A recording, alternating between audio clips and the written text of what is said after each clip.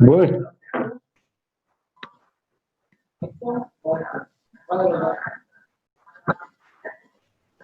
bueno, recién entramos, che.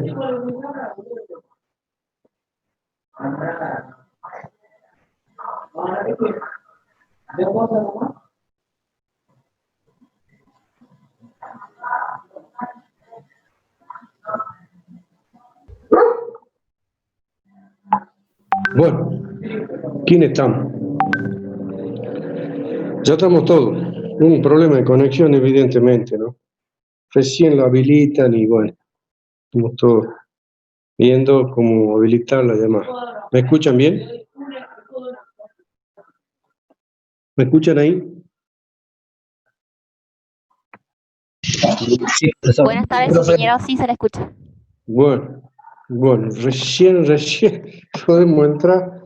Sí, pedimos disculpas, organización interna. Ah, La está. próxima iniciaremos puntualmente, perdón.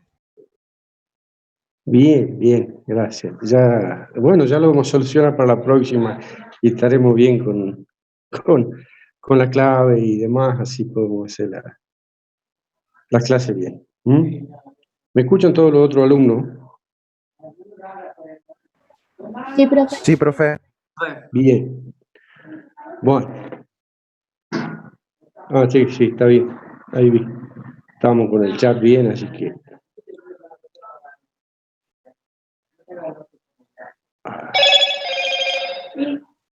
Ahí lo solucionaron. ¿Ya pude? Sí. Bueno, ya estamos todos. Bien.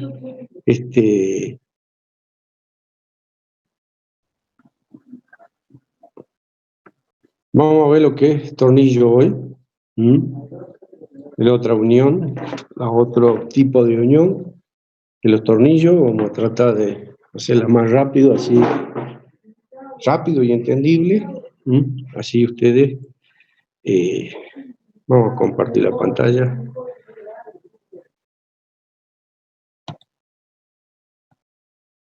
Bien. Ahí ya se ve la pantalla, ¿no?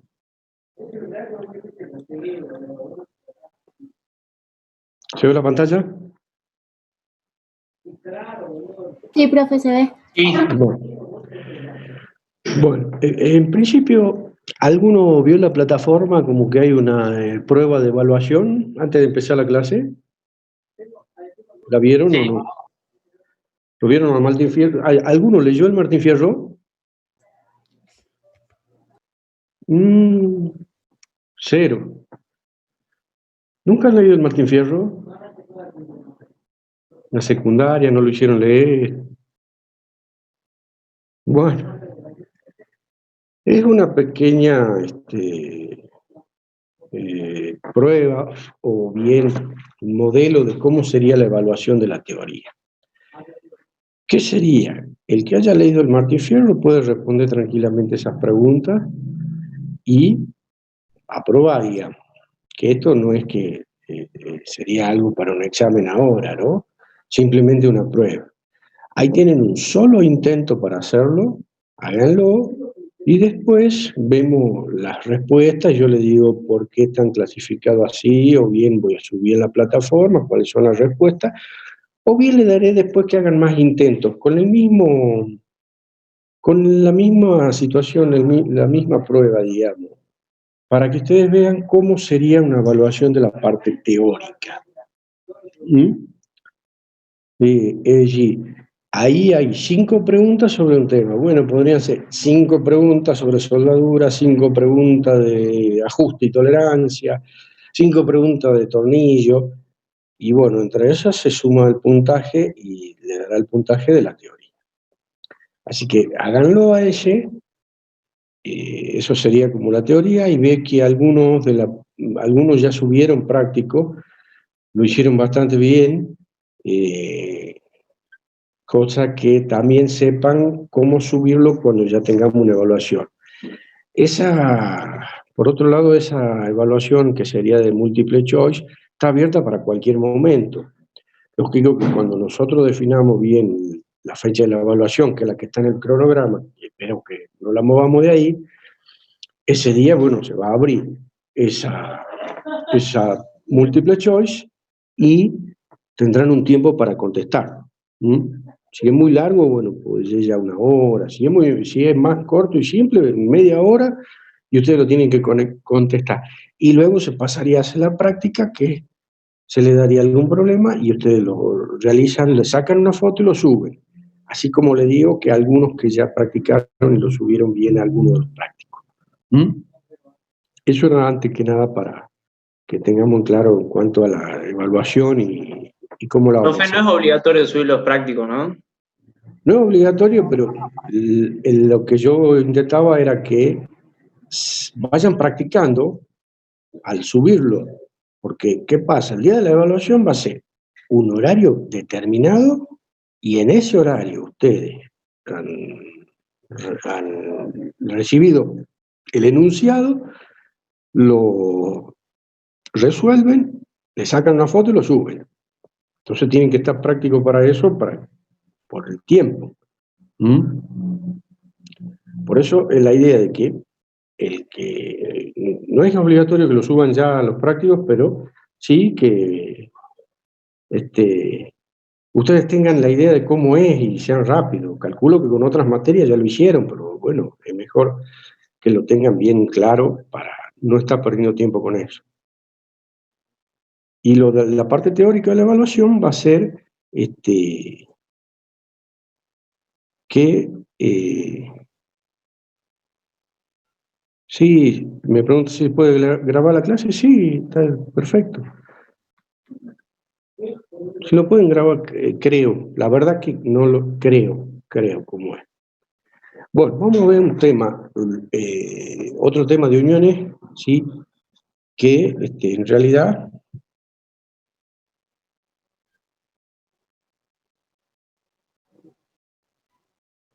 yo tengo que dar la autorización para que se grabe la clase. ¿A dónde tendría que ir? Control remoto, no. CD. ¿A dónde tengo que ir al final?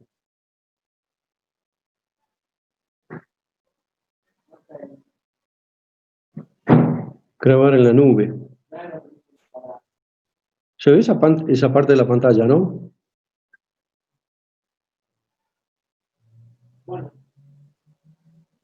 Creo que ahí estaría y se podría grabar. Ahí ya se está grabando, ingeniero. Bien, bueno, perfecto. Bueno, vamos entonces con el tema de hoy. Y bueno, vemos lo que está allí en la pantalla, dice uniones desmontables. ¿Cuáles serían estas? O bien, por ahí en algunos casos se diferencia entre lo que es desmontable con la chaveta, y a los tornillos se llama desarmable, por el hecho de que uno tiene que emplear más herramientas como para desarmar, ¿no? Pero bueno, desmontable, desarmable, a fin de cuentas, no hay gran diferencia. ¿Qué es un tornillo? Como dice ahí, es una espiga cilíndrica en la cual se ha labrado un filete. ¿Para qué se usan? Dos utilizaciones. Una unión y para transmitir movimiento o potencia. Y acá tenemos algunos de los tipos de tornillos. Todos estos están normalizados y responden a ciertas normas en cuanto es, por ejemplo, lo que están arriba, tornillo pasante con tuerca, si la cabeza es avellanada, si no es avellanada, si es bombeada, o bien como están, el B dice tornillo con cabeza y el otro dice un espárrago. El espárrago sería como un tornillo que no tiene una cabeza fija o solidaria con él. Y bueno, y ahí hay abajo otros más de los tornillos. Hay una gran cantidad, una gran variedad, todos normalizados. Y acá tenemos algunos ejemplos de lo que serían los tornillos de potencia o movimiento, que lo que hace es justamente transmitir un movimiento mediante el tornillo. Fíjense aquí, en el medio está levantando una determinada carga al girar. En el otro caso ya hay un servomotor utilizado para lo que veremos, pero creo que el otro martes, la parte de máquina de herramienta, para ponerle las determinadas posiciones en que se va a trabajar con alguna pieza. Eso lo haría un servomotor. Bueno, ¿cuáles son los parámetros que hay que tener en cuenta con los tornillos? Y ahí están los 6 parámetros que tendríamos que tener bastante en cuenta cuando vamos a analizar lo que es un tornillo. Lógico que, como anteriormente hemos visto, soldadura, remache y demás, tornillo, hay situaciones en las que no es necesario calcular prácticamente nada y simplemente uno lo hace y no reviste ninguna dificultad, pero hay otras situaciones en las que sí se tiene en cuenta todas estas parámetros, que es lo que están acá. Fíjense, dice el paso, ángulo de hélice, forma del filete, el ángulo de rosca, el avance, demás. Vamos a detallarlo, que son, a ver si lo podemos correr ahí está. El paso. Fíjense lo que es la diferencia o la distancia que hay entre 2 filetes consecutivos. Ahí no se nota, vamos para acá. Ahí sale lo que es el H, la distancia entre los 2 filetes consecutivos, entre 2 dientes consecutivos, como están ahí. Hay otro de los parámetros que se tiene en cuenta, que es lo que es el ángulo de hélice. Es formado por el filete y el plano de rotación del tornillo. Es decir, si yo lo pongo en un plano y voy rotando el tornillo y lo pongo en plano, me va a quedar un cierto ángulo, que es el que está graficado ahí, que le vamos a denominar siempre alfa. Ese sería el ángulo de hélice y está relacionado con el paso, con la ecuación esta que tenemos acá, tangente de alfa igual al paso sobre pi por diámetro, que sería el cateto adyacente, y el H el cateto opuesto. Bueno, ahí tenemos algunos de los tipos de rosca, o los principales tipos de rosca. Fíjense, la primera es una rosca triangular, es decir, uno hace un corte transversal o longitudinal, serie longitudinal, y la primera tenemos la triangular, que es lo que se utiliza en los tornillos de unión. Las otras que están ahí, fíjense, la forma, tienen una forma trapezial, rosca de sierra, hay otras redondeadas, filete cuadrado, y todo ello está normalizado. Más que nada las triangulares, fíjense en el caso de la triangular, donde están los tornillos de unión, fíjense todas las medidas que se tienen en cuenta ahí. Rosca métrica, ¿se ve esa pantalla? Perdón. ¿Se ve esta otra pantalla? Sí, profe. Bien. Lo que pasa es que lo desarrollé mejor aquí, acá está. Sigamos conmigo. Teníamos este tipo de rosca, bueno, la única, la triangular, se utiliza en unión y los otros se utilizan para movimiento. Lo que pasa es que esto está sacado en la introducción que hay en el trabajo práctico, y ahí está un poquito, por ahí algunas descripciones mejores que lo que dejé como la cartilla, ¿no? Fíjense, ahí tenemos una trapezial, una diente de sierra, una redondeada. Acá abajo se detalla un poco los usos que son para cada una. Y fíjense, en estos casos son 30 grados. En la rosca métrica, en la rosca triangular, y que está bajo normas IRAM, geométrica, tiene 60 grados esa diferencia entre ese ángulo formado entre las 2 partes de cada uno de los dientes. Ahí está la designación de cómo es, ¿sí? Cómo se dice, por ejemplo, acá dice un M20 por 1,5. ¿Qué quiere decir? Que una métrica, el M de métrica, 20 milímetros y 1,5 el paso.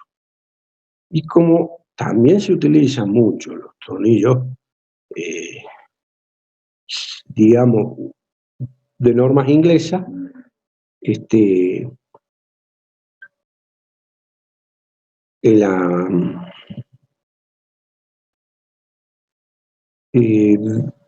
me vuelven a poner la autorización, che. La autorización, yo creo que ya se estaría grabando ahí. Pausar grabación, detener grabación. Se está grabando ahí directamente la clase, ¿no? Bueno, Sí, en fin ahí de se está cuentas. grabando. en fin de cuentas, la rosca Whitburn, o sea, en unidades inglesas, se la denomina así, tendríamos entre filete y filete o flanco de cada uno de los filetes o de los dientecitos, 55 grados, también tiene otras determinaciones como está ahí. Y, por ejemplo, en ese ya se dice, como está aquí, se dice una rosca Whitburn 11 por 1 y el símbolo de la pulgada, quiere decir que tiene 11 hilos por pulgada, o 11 filetes o espiras por pulgada. A diferencia de la métrica, donde directamente se dice el paso y el diámetro exterior, 20 milímetros, como el caso este que está aquí marcado. Bueno, después tenemos lo que se llama el avance, y es la distancia que avanza un tornillo cuando se lo gira una vuelta. Uno va a hacer una vuelta completa y es la distancia que va avanzando un filete que yo elija, y directamente ese avanza lo que es un paso cuando tiene una sola entrada, como está dibujado ahí. Luego se tienen algunos que tienen dos dobles roscas, ¿sí? O doble entrada, como está graficado ahí, que se lo ve, en que en el medio de uno de los filetes se talla otra. Entonces deja el espacio y luego se lo va tallando en el torno a la otra. Y como en el caso este, que se tiene una rosca triple, ¿sí? Donde hay 3 pasos en un avance o en un avance completo. En una vuelta completa. Pero directamente nosotros nos vamos a dedicar más que nada de rosca simple o el de una sola entrada para no complicarnos. Otro de los parámetros era el sentido de giro. Si es rosca izquierda, rosca derecha, eso siempre lo deben haber escuchado por ahí, que eso siempre se habla. En fin de cuentas, si uno se pone de frente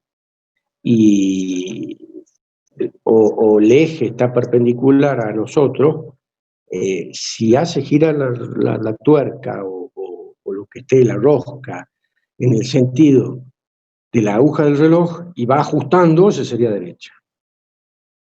Y si le hace girar la tuerca en el sentido de la aguja del reloj y se va desajustando, como que ese sería izquierda, o bien lo gira en el sentido contrario a la aguja del reloj.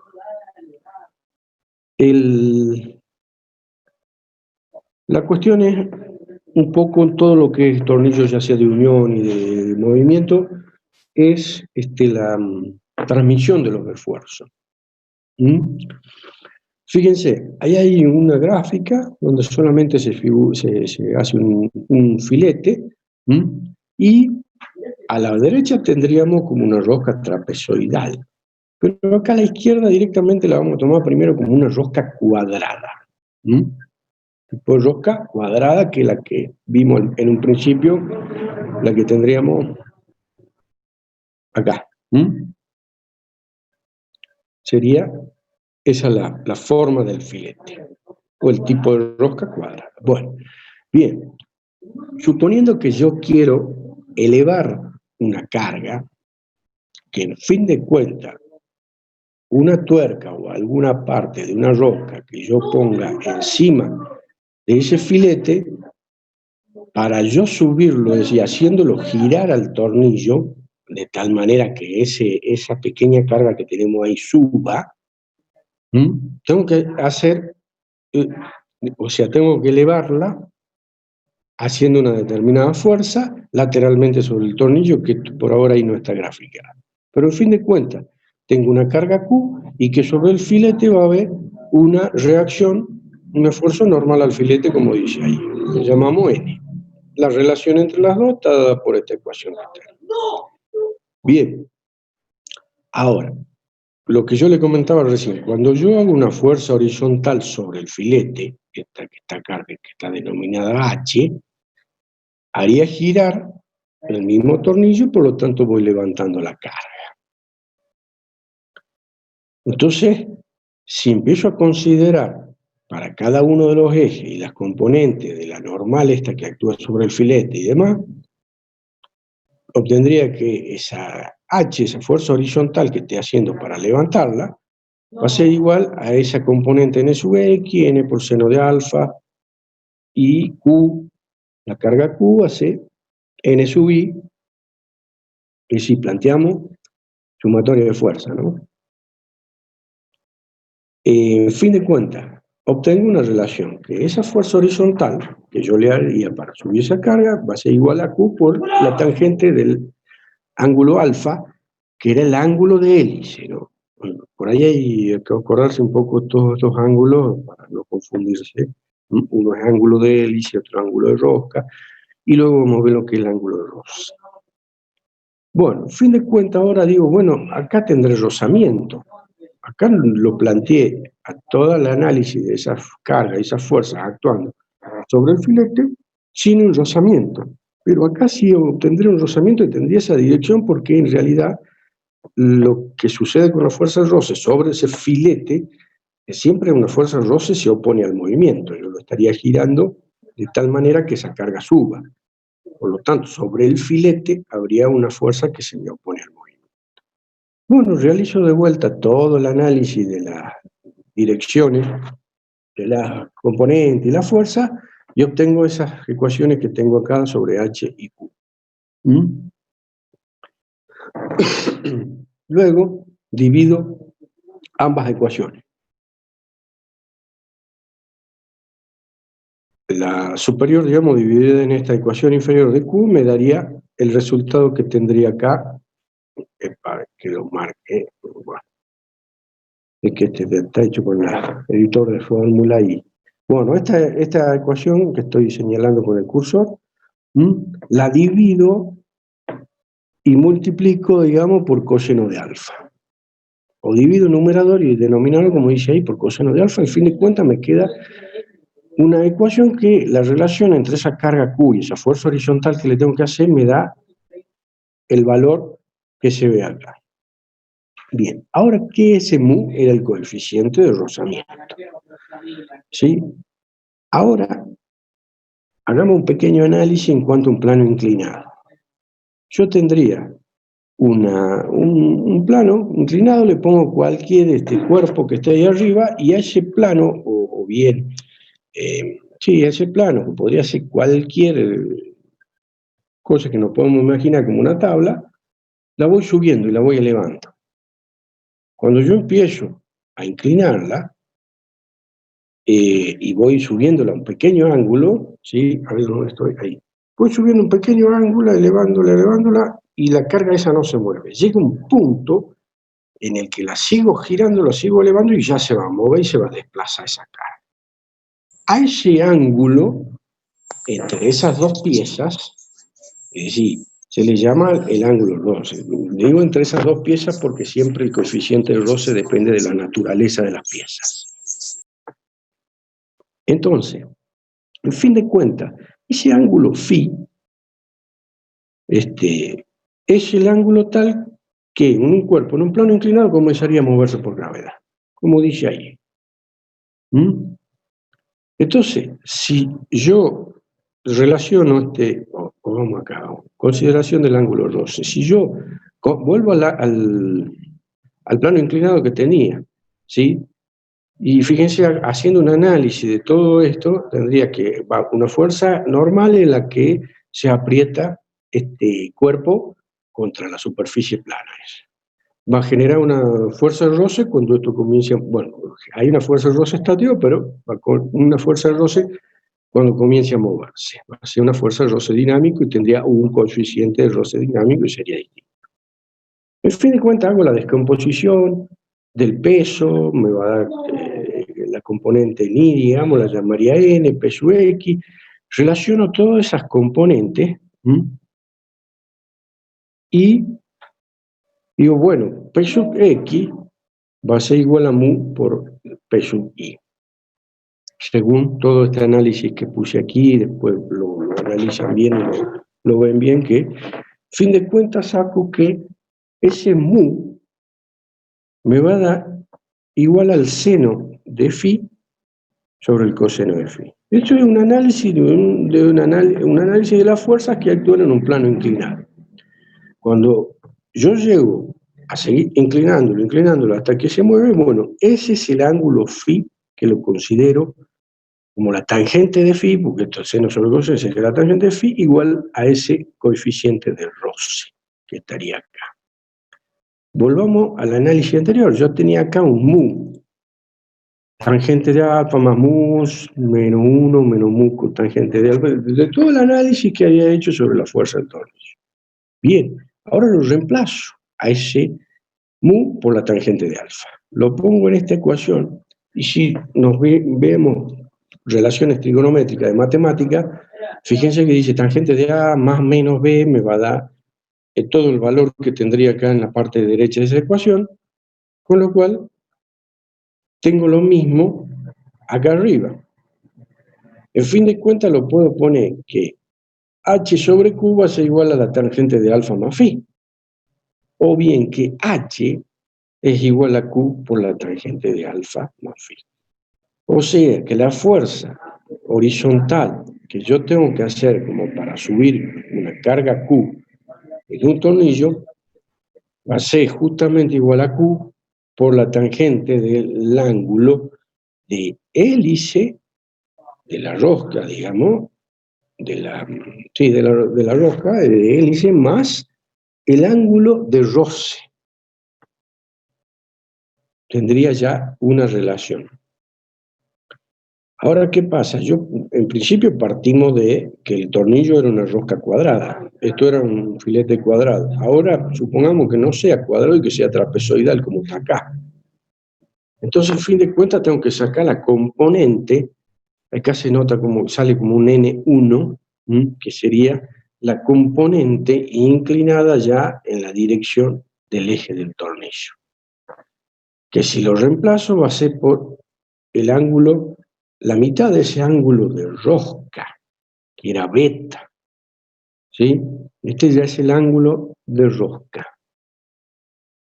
Fin de cuentas, si quiero obtener ese n sub 1 como está en esta gráfica, o bien la que es la componente que va paralelamente a la dirección horizontal, lo reemplazo en las mismas ecuaciones que yo tenía anteriormente, la considero esa situación, por el coseno de b sobre 2, y obtengo otra nueva forma. La componente, como dice ahí, en la dirección Z no es la significativa, ya que lo único que hace es separar las dos piezas entre sí. Ahora, si llamo mu' igual al coeficiente ese de roce sobre coseno de beta 2, tendré un tangente de phi', digamos, considerando ya que hay una inclinación en un flanco del filete de esa rosca. Tendría ahora esta ecuación. Le decía, en vez de poner phi, tendría el phi'. Ahora, yo puedo hacer lo mismo considerando que sea una rosca izquierda. O bien, fíjense que la dirección que yo tenía de la rosca, el alfa estaba, digamos, inclinado en este sentido, que sería una rosca derecha. También puedo hacer un análisis igual y voy a llegar a la misma circunstancia considerándolo así. Bueno, ahora, ¿qué momento de fuerza tengo que hacer para cuando tengo el tornillo? Volvamos a ver en un segundo. ¿Me lo ven ahí? ¿Ven no? Donde hay unos dibujos de los tornillos. Sí. ¿Se ve eso? Bueno, fíjense que yo tengo acá un tornillo y que estoy levantando una carga. ¿Sí? En fin de cuentas, le tengo que hacer un torque, como dice ahí, un momento. Entonces, ¿qué momento tendré que hacer para levantar una carga? Vamos a El momento va a ser esa H, esa fuerza horizontal por el radio medio del tornillo. Pero H era igual a Q por todo lo que habíamos concluido acá. Coseno de b sobre 2, tangente de alfa más mu y demás. Entonces, yo cuando quiero subir la carga, como el caso que mostrábamos recién, ahí, yo tengo que hacer un determinado momento, según mis conclusiones con el sentido de las fuerzas que tomé cuando hice todo el análisis de fuerza. Ahora, si yo la quiero bajar a la carga esa, tendría que el signo de H se invierte, es decir, tengo que hacer un momento contrario. Y la fuerza de roce también se va a invertir. Si voy a hacer todo el análisis para eso, tendría lo que tengo en esta ecuación de abajo, que era lo mismo que habíamos concluido con esta situación, con esta relación trigonométrica. Acá si yo tengo tangente de alfa, de A menos B, me daría este de abajo más y el otro menos. Fin de cuentas, concluiría la misma situación, pero consideraría esos signos. Entonces yo para bajar tendré que hacer un momento diferente. Que fíjense que están invertidos los signos, tanto numerador como denominador, en cada una de estas dos paréntesis grandes, en el caso de que yo tenga que subir una carga o bajar una carga. Bueno, ahora, ¿qué pasa si este término de acá arriba se hace cero? Es decir, el ángulo alfa, el ángulo de hélice, aumenta, ¿sí? Y se hace igual al valor de mu. Yo no tendría que hacer ningún momento para bajarlo, como que si yo inclusive supera el valor de mu, ya se bajaría solo. No tengo que hacer momento, sino tengo que retenerlo ahí. Entonces, surge de ahí lo que se denomina la irreversibilidad o reversibilidad. Haciendo esto igual a cero, sigo desarrollando todo esto, en fin de cuentas me da que alfa menor o igual que phi. Si ese alfa es menor que ese ángulo de roce, eso es irreversible o autobloqueante. Es decir, yo tenía el ángulo inclinado, pongámoslo ahí la mano. Si ese alfa no supera el ángulo en que se caería sola esa pieza, ¿sí? O estaría por acá, sí, es irreversible o autobloqueante, lo que se conoce, que alguna vez, si habrán ido a una ferretería, le han dicho que tendría o le dirían, ¿qué quiere usted, un tornillo autobloqueante o no? Y esa es la situación, un tornillo que sea reversible, o sea, irreversible en ese caso, o no.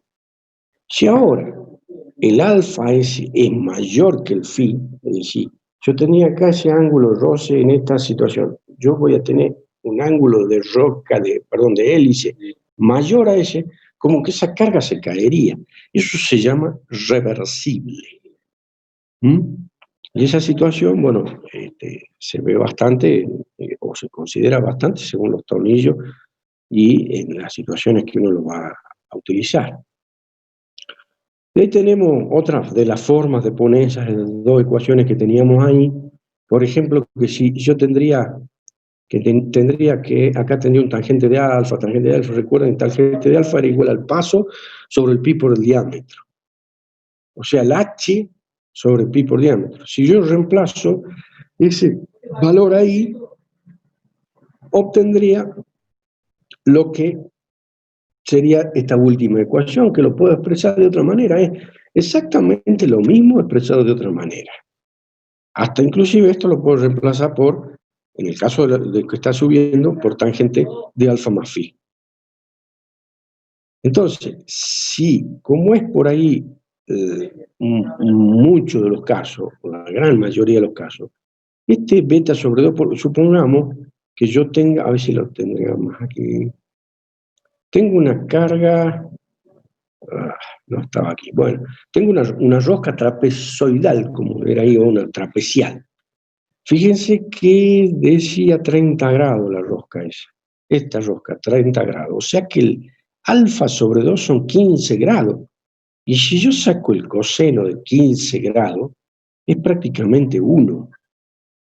Entonces, directamente en esa fórmula o bien la anterior o la que estamos considerando, cuando se quiere hacer algo aproximado y no tan específico, tan preciso, se puede despreciar ese coseno de beta sobre 2, es decir, valdría poner 1 directamente, eso vale 1. Y acá, bueno, pongo, si beta vale 0, que sería una cuadrada, me quedaría en esa ecuación, esto. Beta vale 0, si el coseno 0 es 1. Y que muchas veces, siendo otro tipo de rosca, se la puede, digamos, despreciar ese valor. Bien, vamos a ver los esfuerzos sobre los tornillos. Vamos a hacer una cosa acá.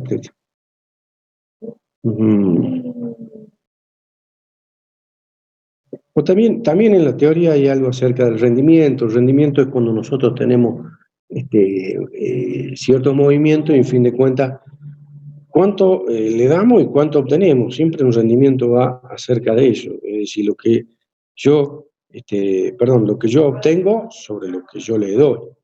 Ya sea en momento torsor, en potencia, o acá lo puse como que sería, si yo tengo, el caso real es donde hay un rozamiento, sería que H y Q, digamos, la carga va a estar entre H, tangente de alfa más phi, o phi prima, si fuese otro tipo. Y el ideal es cuando no hay rozamiento. Si yo divido entre el real entre el ideal, me queda el valor que tendría acá, que sería el rendimiento. Esta parte, bueno, ya cuando uno estudia ya con mayor profundidad este tipo de transmisión de movimiento, bueno, se tiene en cuenta todo lo que está ahí, como hay una tabla donde inclusive hay una rosca cuadrada de diferentes diámetros y diferentes pasos, se considera un rendimiento 0,2, perdón, un coeficiente de rozamiento de 0,2 y diferentes ángulos, y bueno, se estudia en cuanto a los rendimientos que tienen los tornillos de movimiento para cuando uno quiere transmitir movimiento. Esto es ya cuando uno hace un estudio más específico sobre la situación. Vamos a ver cómo lo calculamos los tornillos y cuáles son las situaciones que se pueden dar. En un caso, yo puedo tener, digamos, un tornillo al cual no lo haya ajustado, digamos, la tuerca y simplemente tengo una carga normal a la sección transversal del tornillo y tendría un esfuerzo de tracción. Sería lo más simple, que los hay, pero son muy pocos esas situaciones. Entonces, ¿cuál sería el esfuerzo? La ecuación de resistencia, esa carga dividida en el área resistente me va a la tensión. Y ahí también relacionarlo con una tensión admisible según el coeficiente de seguridad que yo tomo. Eso es lo más simple. Pero por ahí se produce lo que se ve acá en esta figura, lo que se llama la carga previa o preajuste.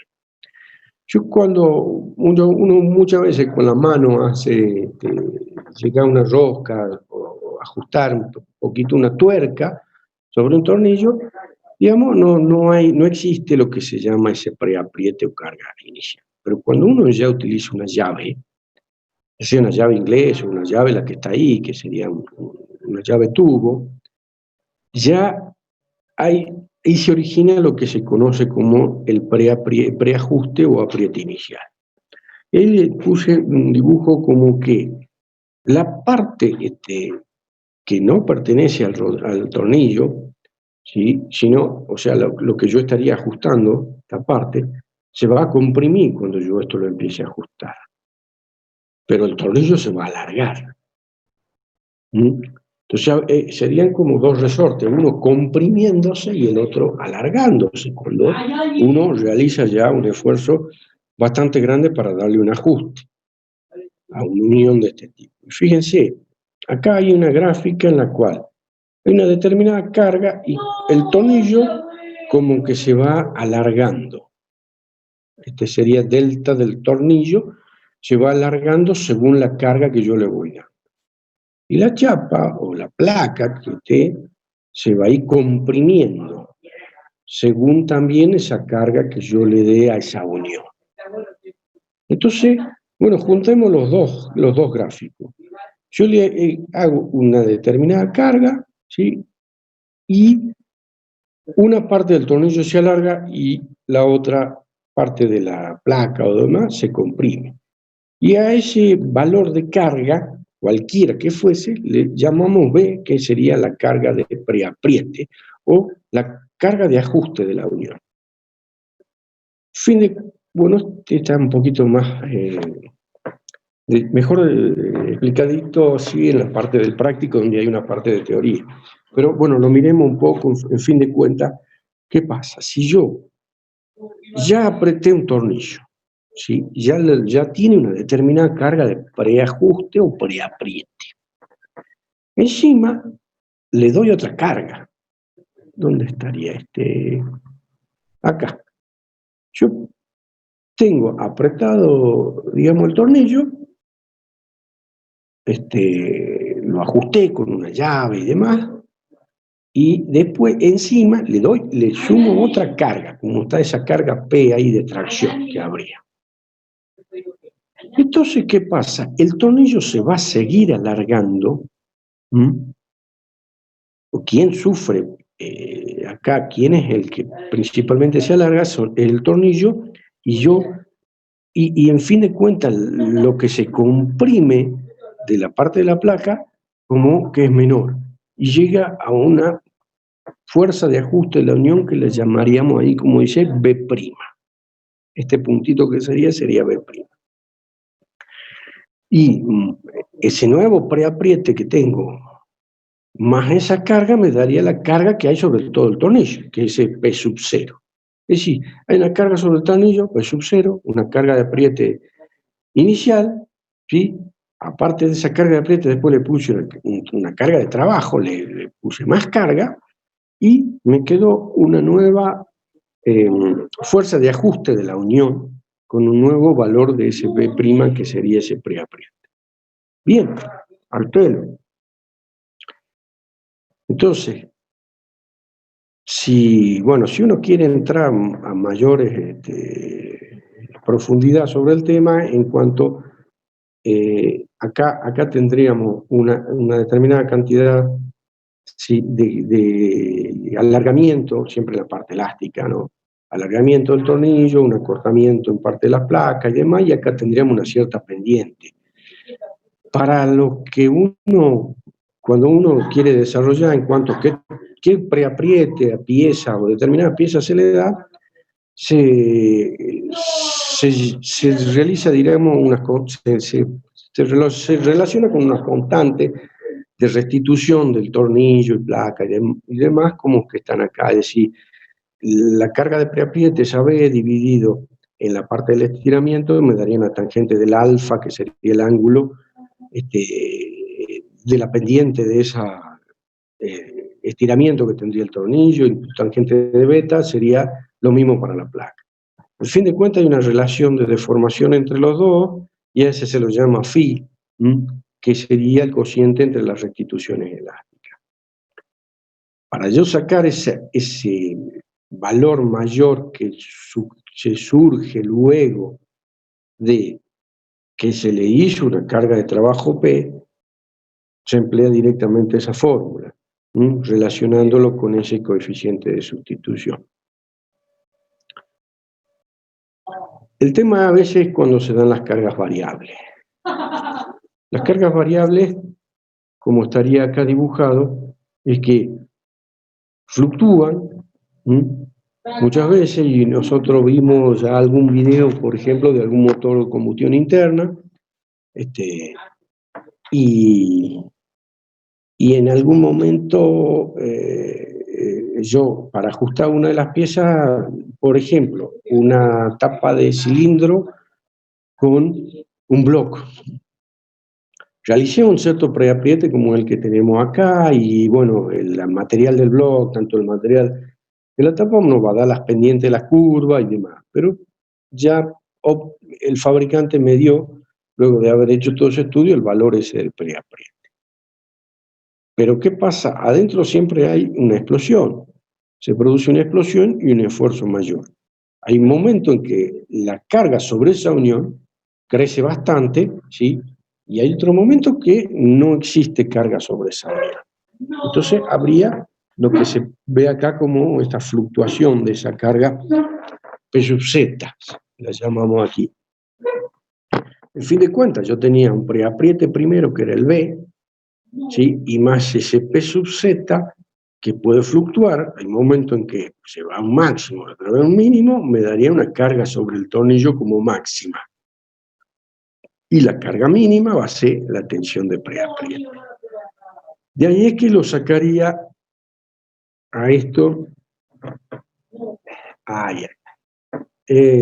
Con estas dos ecuaciones que están acá, que provienen de considerar que la tensión normal es igual a 4/3 de la tensión máxima combinada es 4/3 de la tensión normal.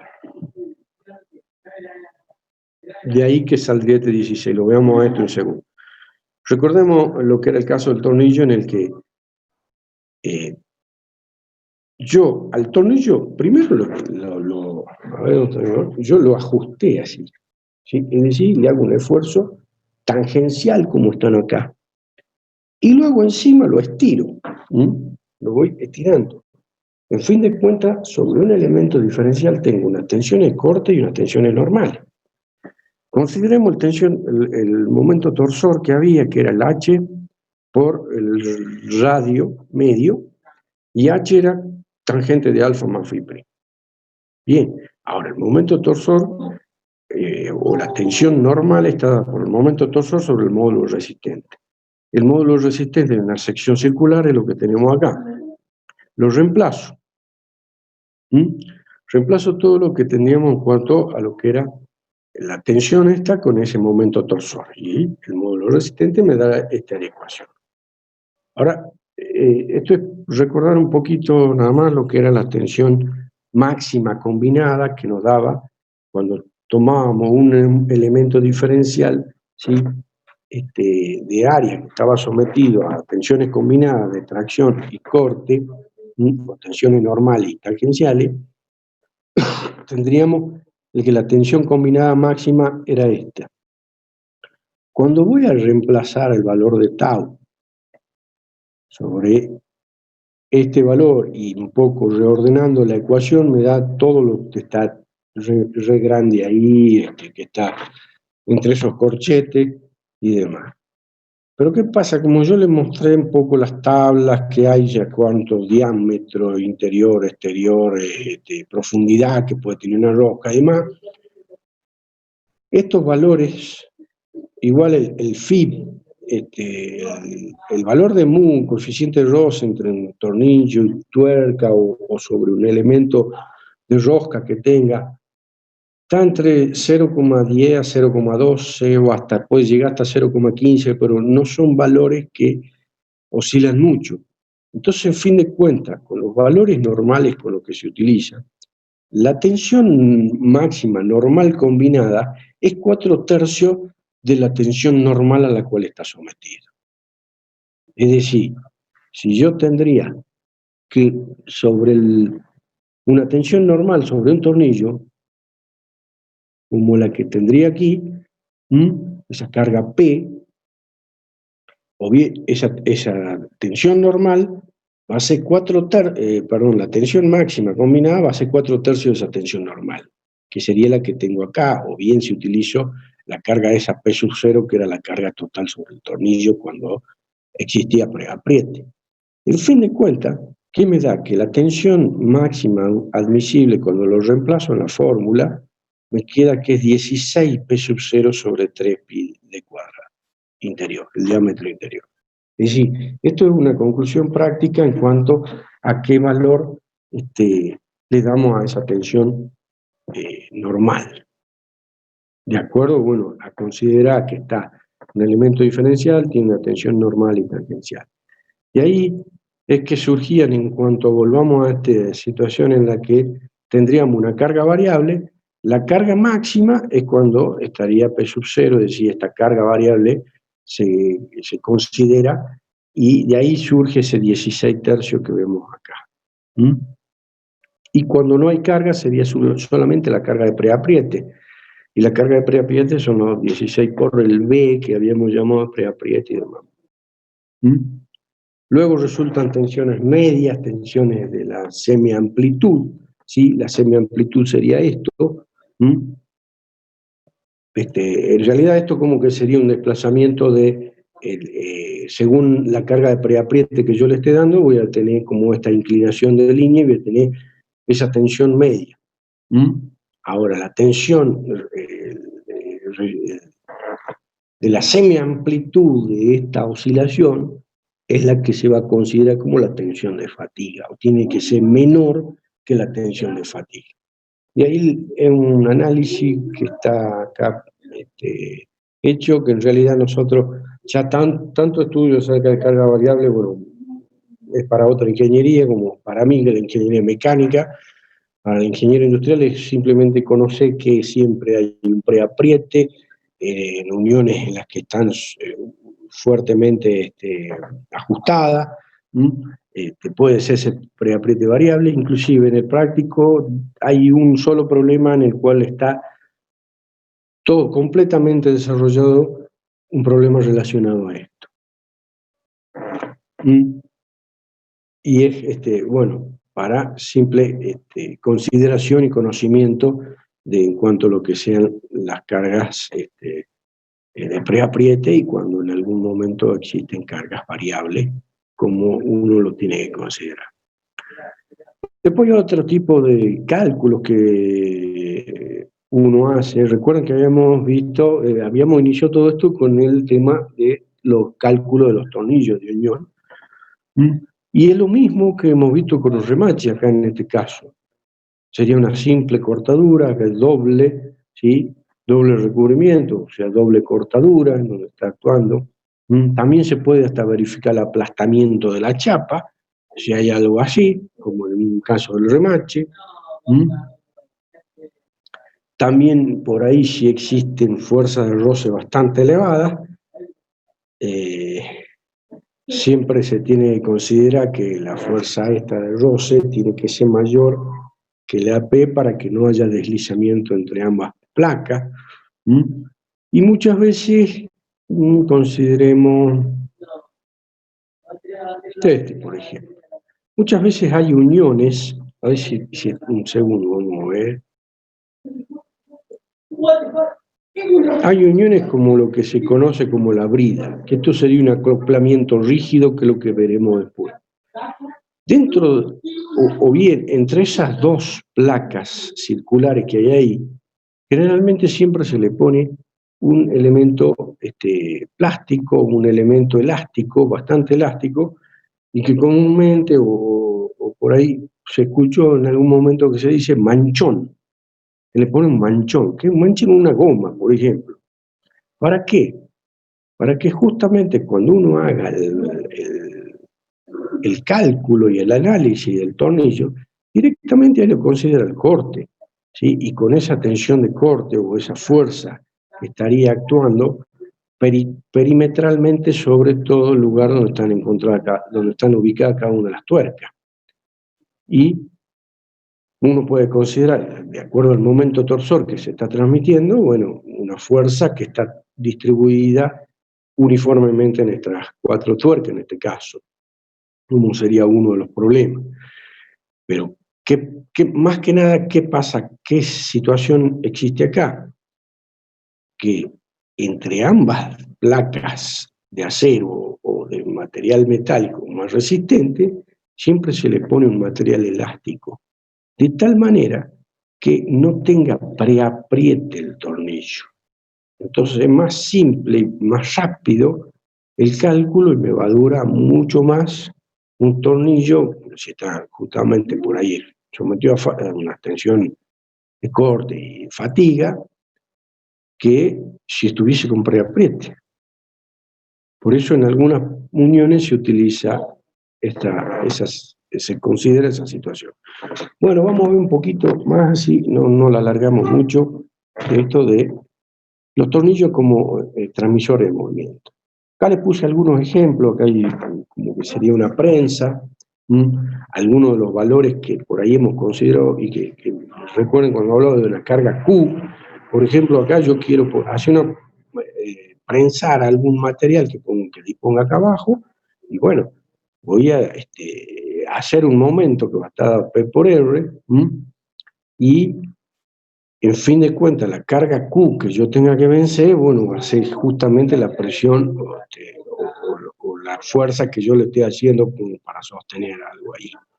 Si lo quiero ver desde el punto de vista del trabajo desarrollado, es decir, va a ser Q por el paso, pues yo voy a dar una vuelta, el tornillo de una entrada, Q por el paso del trabajo, va a ser igual a P por la fuerza P que yo hiciera acá por la distancia recorrida. Si lo quiero ver desde ese punto de vista, ¿qué fuerza tengo que hacer, por ejemplo, en una prensa, ¿sí?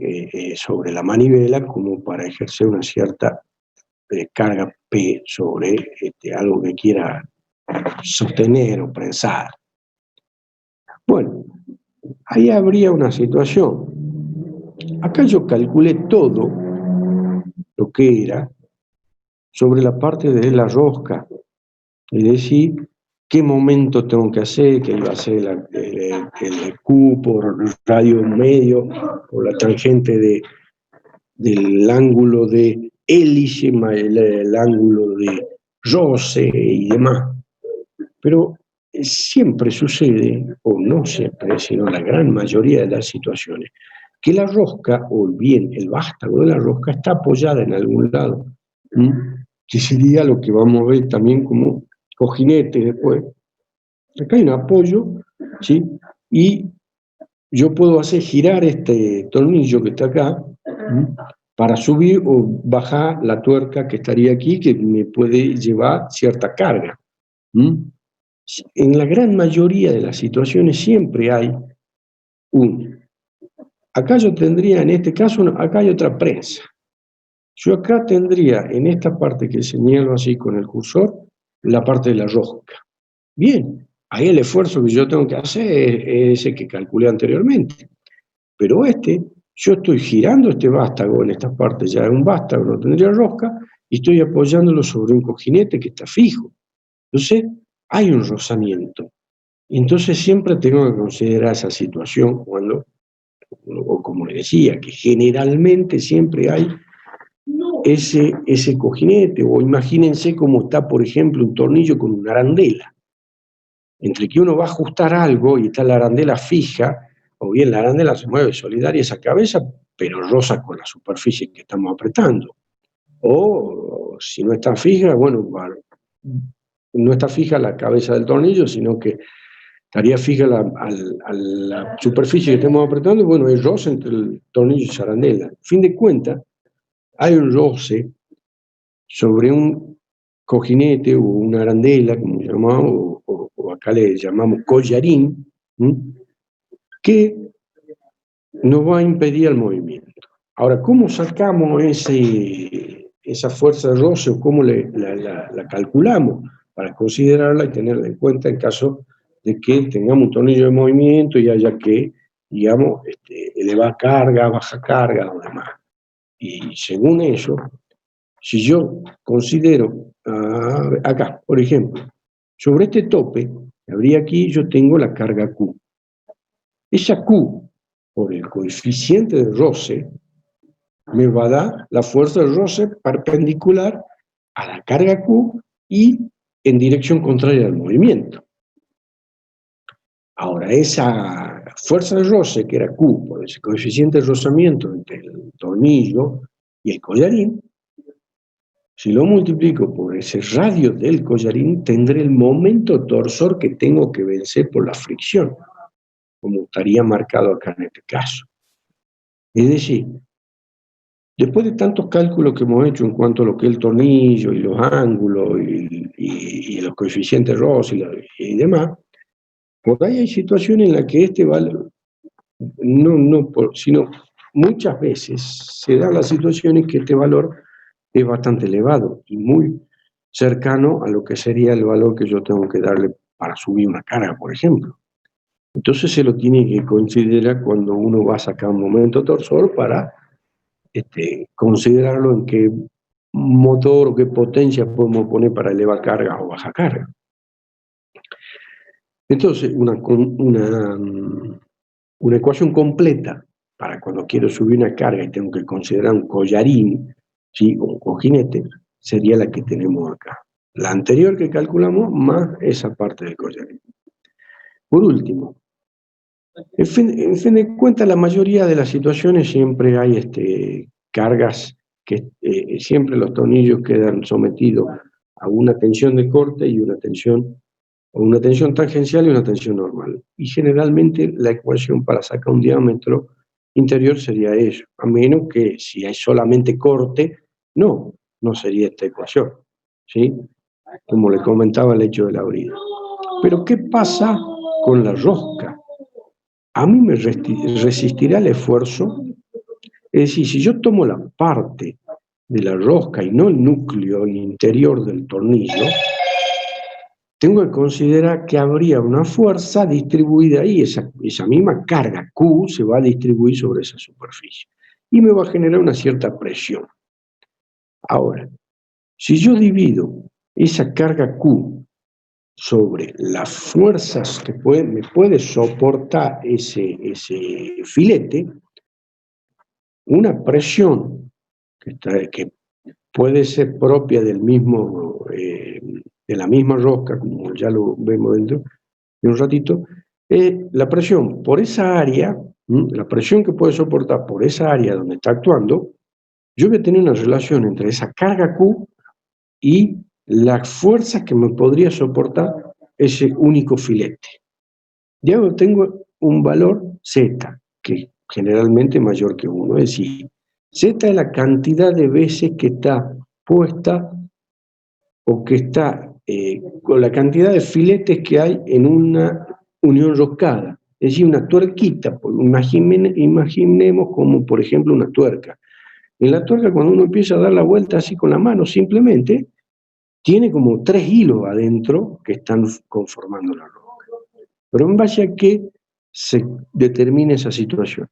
Todos los materiales tienen o soportan una presión específica para que esa presión específica de tal manera que no se lleguen a deformar o dañarse o romperse. Esa presión específica, tomando como admisible, generalmente se dice que tiene un valor para tuerca de fundición gris, ¿sí? Un valor, o para tuerca de bronce otro valor. ¿Por qué en realidad le puse eso? Porque generalmente el tornillo, lo que sería el filete roscado, ¿sí? Es siempre de un valor de resistencia mucho mayor que lo que serían las tuercas o el elemento de rosca que uno ponga para levantar o subir una carga. Entonces, si yo considero la carga Q que hay, dividiéndola en la presión específica o la fuerza específica que me soporta debido a esa presión específica que ya consideré, voy a tener el número de veces Z, ¿sí? Que estaría contenido el paso H en una altura total de rosca o de una tuerca como está ahí. Fíjense, este H viene a tener 1, 2, 3 pasos allá en la parte donde está trabajando la carga esa Q en el elemento o en el filete de rosca. Esto es, no sé si, bueno, seguro lo habrán visto en el caso, cuando dice se ha robó la rosca, ¿ah? Y queda totalmente dañada y no hay filete de rosca. Bueno, esta consideración es la que estamos teniendo en cuenta acá. Es decir, una carga que puede soportar según el número de hilos y esa presión específica que tenga y las dimensiones que tenga ese hilo de rosca. Bueno, y ahí terminamos con lo que sería la teoría de esto. Luego, en la parte práctica, lo que hablaba un poco del tornillo que está, en el caso que está sujeto a carga variable y hay preapriete, todos los valores estarían dados en el mismo problema, está bien explicado ahí cómo sería la situación en consideración, y si puede haber algún problema así en alguna evaluación, bueno, esos valores tanto de preapriete o carga de trabajo lo van a tener bien específicamente, porque lleva bastante hacer el cálculo en sí, con qué torque lleva una determinada rosca o unión. Como mucho en el caso de los motores de combustión interna, como hay acá, una biela, que sería la parte, o la biela la que va transformando ese movimiento rectilíneo en un movimiento circular, o de rotación en el cigüeñal. Lleva un tornillo que en algún momento tiene una carga máxima y hay otro momento en el que no existiría carga. Pero más que nada sobre los tornillos de movimiento, bueno, siempre hay que tener en cuenta esta ecuación, si baja, si sube, cuáles son los signos que hay que tener acá, o consideraciones de todos los ángulos, y esos parámetros que hemos considerado antes. Bueno, ahí estaríamos ya con la que sería esta clase.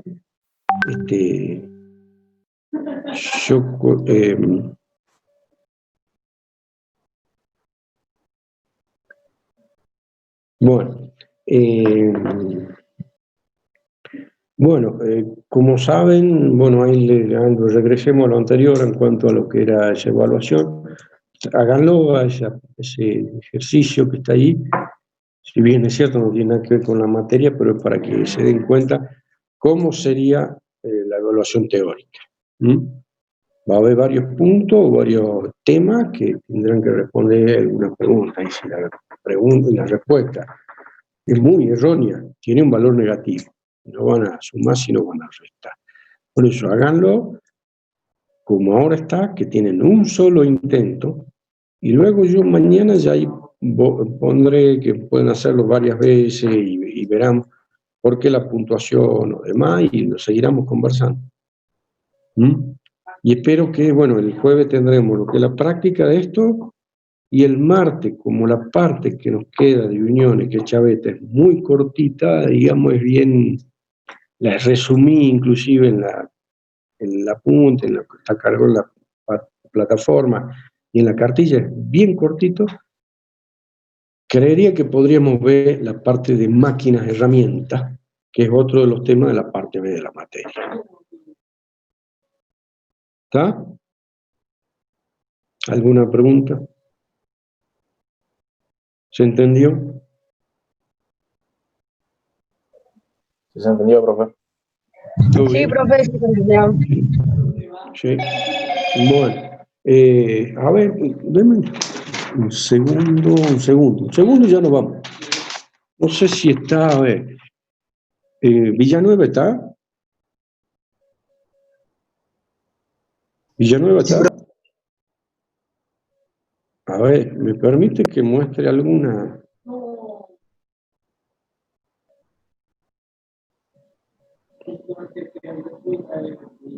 A ver, vamos a compartir la pantalla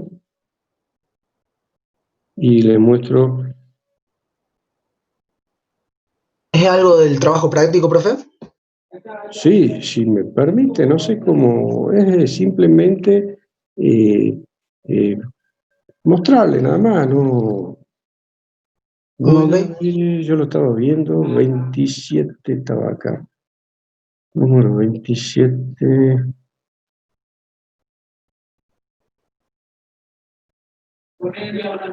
Por ejemplo, ahí él hizo, lo están viendo ahí, ¿no? Sí. Bueno, él puso todo el enunciado y demás. Está bien, está el pelo, perfecto, no hay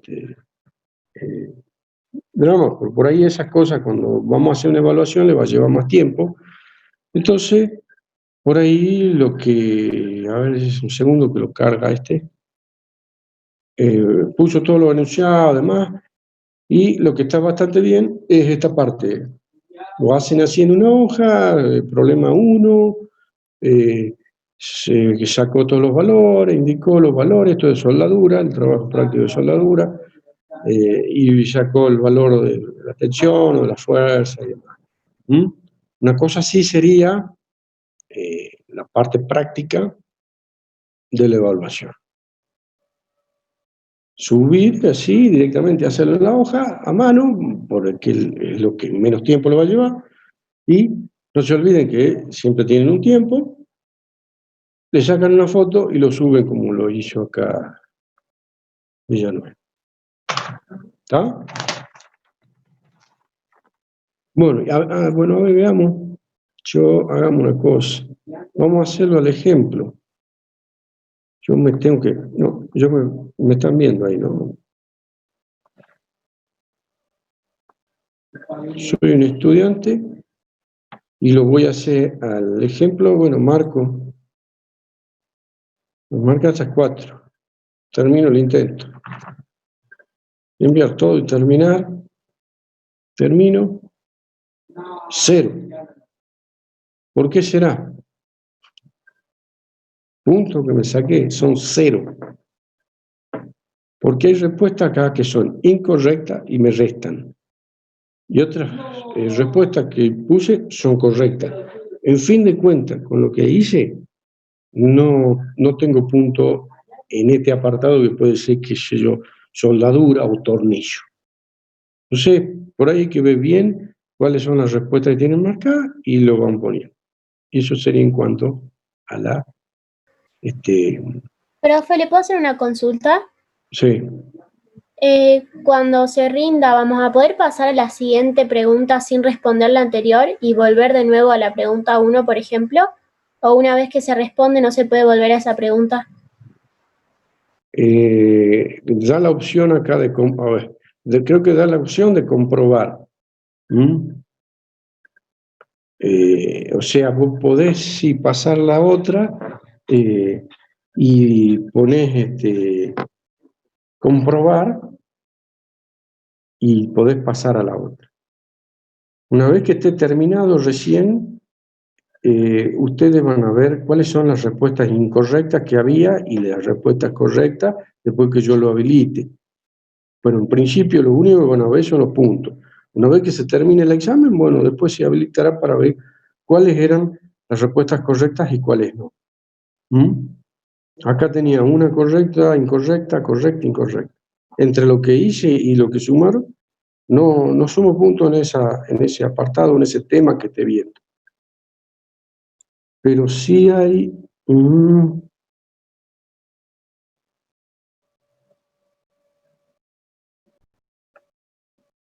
Bueno, no, ya lo tendría que ver después más tranquilo, pero sí lo podemos hacer así, a que se pase a una. Pero ustedes acá ya están viendo cuáles son las incorrectas, cuáles son las respuestas correctas. Al principio no lo van a ver.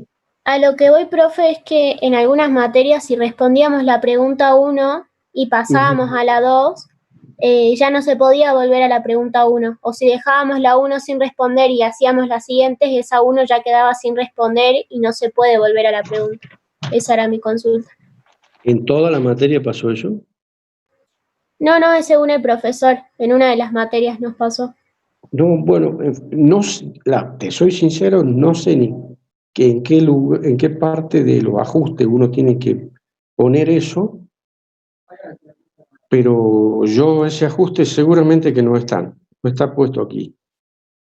O sea, de seguro que sí se va a poder hacer una u otra, porque muchos de los ajustes y de todos los pasos que se piden aquí, yo directamente no los hago. Es muy simple lo que le hago. Lo que sí es que algunas valen negativo y las otras valen positivo. Pero eso seguramente no va a quedar porque, no, te soy sincero, no sé ni en cuál de los ajustes que hay que hacer acá estaría esa situación, pero no la pongo nunca. Es decir, por lo menos de los exámenes anteriores que tomé así, no hubo ninguna situación en que me decían una cuestión de eso. ¿Sí? Gracias, Yo ahora les dejo, digamos, no, yo les dejo así, ustedes hagan una sola, un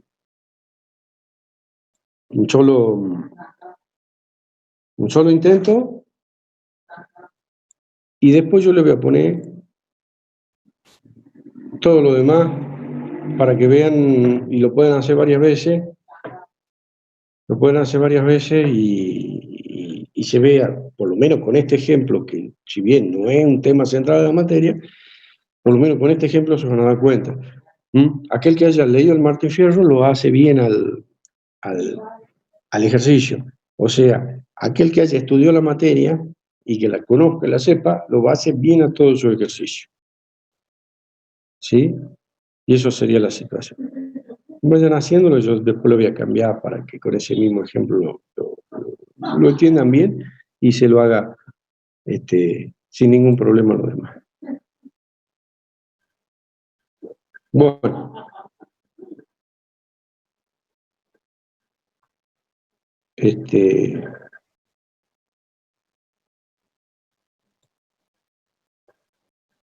Eso era más que nada que le quería comentar acerca de ese tema y por eso yo creo que la semana que viene ya vemos el último tema de unión, que sería chaveta, y vemos una parte de la parte B, que sería la máquina de herramientas.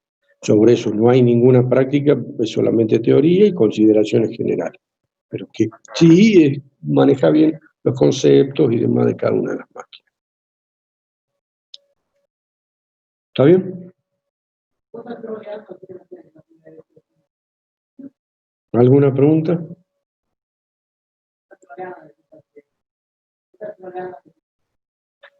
¿Ninguna?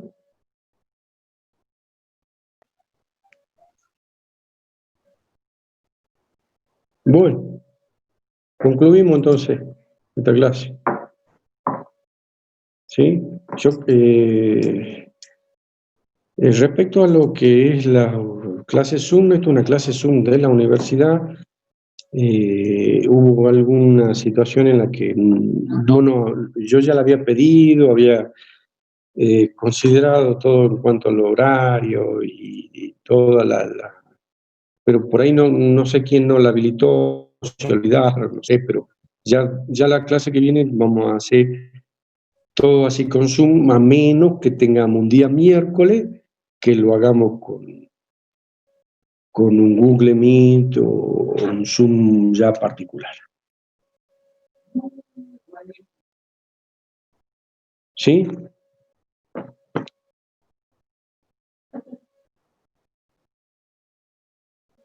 Bueno. ¿Listo? ¿Nos vemos entonces?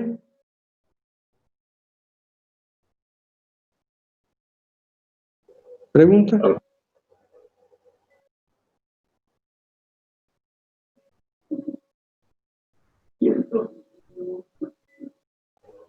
Nos vemos, profe. Hasta luego. Bien. Bueno, nos vemos entonces. Sí, y me preguntan, la clase teórica va a ser el martes, pero el jueves nos vemos a las 18 para hacer el práctico de esto de tornillo.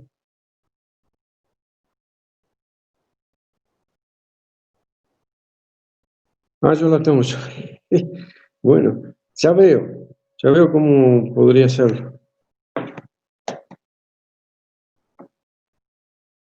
¿No la pudieron grabar? Mi tía, ¿que no la pudiste grabar?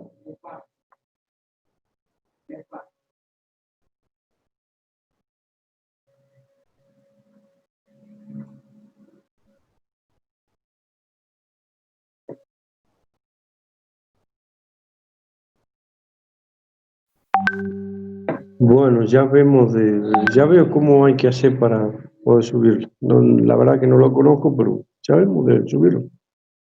Así me veo a ver qué tal clases doy.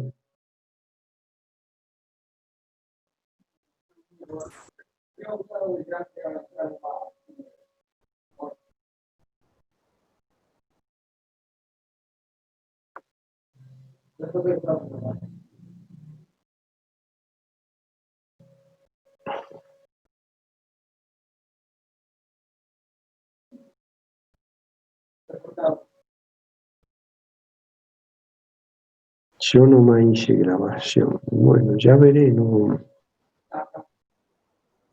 ya lo veré cómo puedo hacer. Estoy grabando.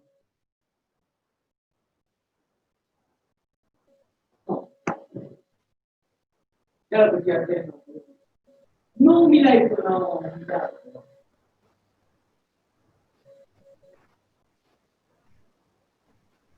A ver, compartamos esta pantalla. A ver si por ahí.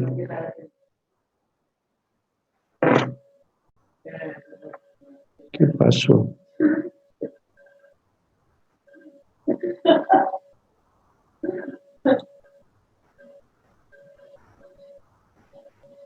¿Va?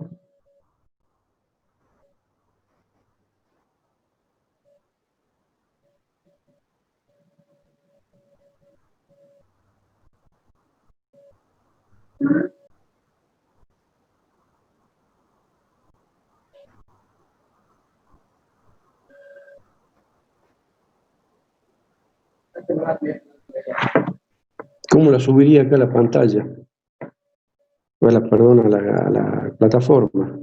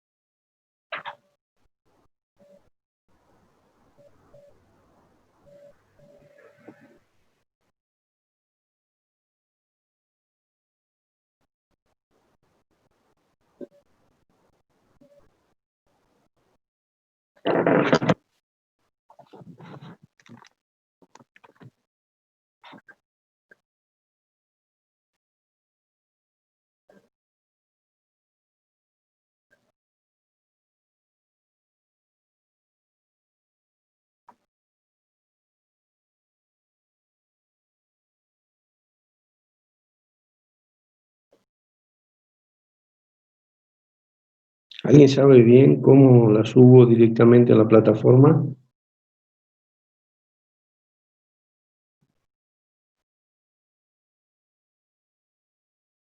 La grabó, bueno, quedó grabada, pero de ahí alguien sabe bien cómo se sube o cómo la bajo por lo menos a la computadora y después, si no, la paso después a la... Profe, cuando usted cierre sesión de Zoom, esta sesión se le Sí. va a guardar automáticamente en la computadora. Se me graba en esta máquina donde estoy ahora. Lo que usted tiene que hacer es subirla a su Google Drive o a alguna nube, porque Claro. Moodle no va a permitir compartir más de 50 megas, creo que es el límite. Sí. Así directamente usted comparte el link del Drive o de la nube, nosotros ya Claro. podemos ingresar. Ajá. O sea, cuando salga yo me va a preguntar si la grabo y me la queda grabada en la computadora, como el otro Zoom particular que, digamos, cuando uno sale te pregunta si uno quiere que quede grabado en la computadora. Claro, hacer exactamente la misma operación. Sí, y de ahí, bueno, ya veré cómo, mediante, como decís, con el Google que quede en la nube, y la puedo subir. ¿Mm? Sí. Bueno, gracias. Bien, No, pues, nos vemos. Nos vemos nomás. hasta luego. Cortamos nomás entonces ya.